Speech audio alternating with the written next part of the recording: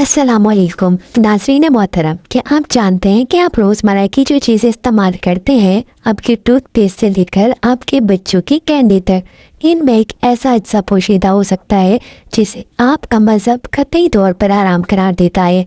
ये सिर्फ एक खुराक का मसला नहीं, ये एक आलमी तिजारती राज है, एक तारीखी साजिश है और हमारे नफ्सियात पर पड़ने वाले गहरे असरात का सवाल है।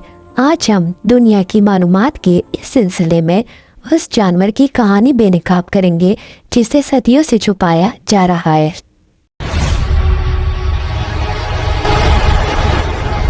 The pig.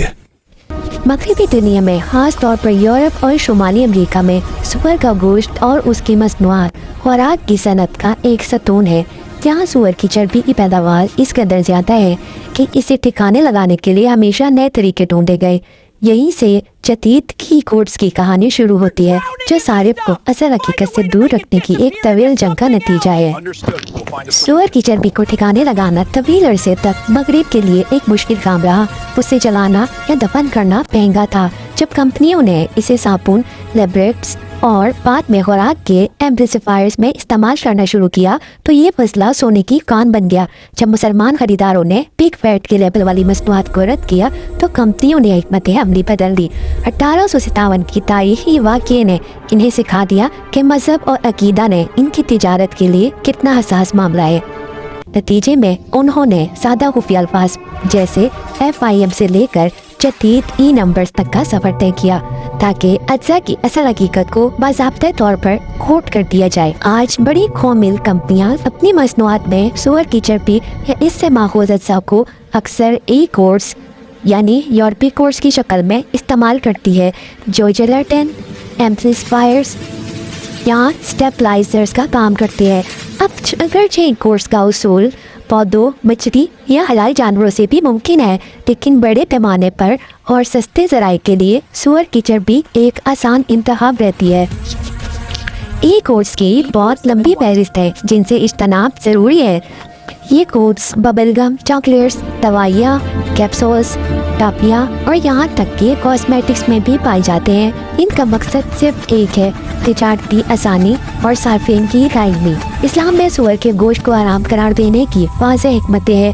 यह हुक्म न सिर्फ जिस्मानी सेहत बल्कि इंसान की नफ्सियाती और रूहानी पाकीज़गी के लिए भी है।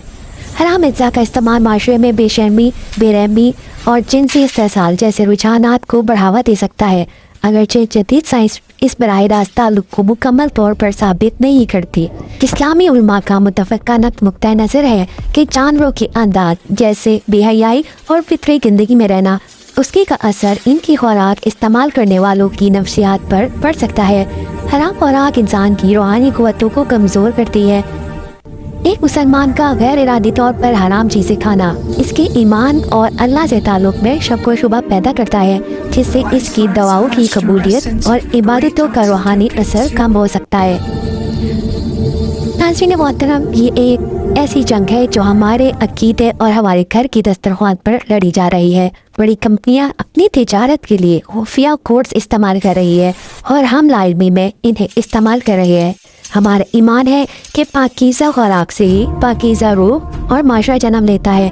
हमें जापना होगा अगली बार जब कोई भी पैकशुदा चीज़ें खरीदे तो इसके लेबल को गौर से देखें।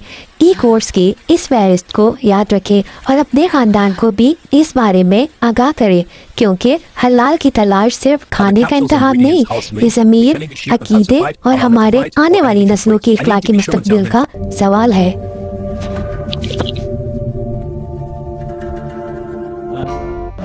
Are the capsules ingredients halal certified or animal free? I need to be sure about the ingredients like E542 or E542.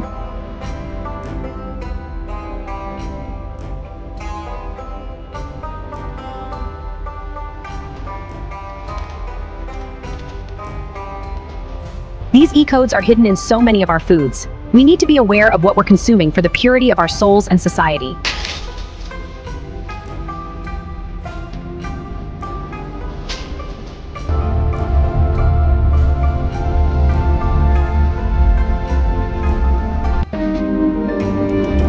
Hearts hushed to rest into great thoughts and took it too.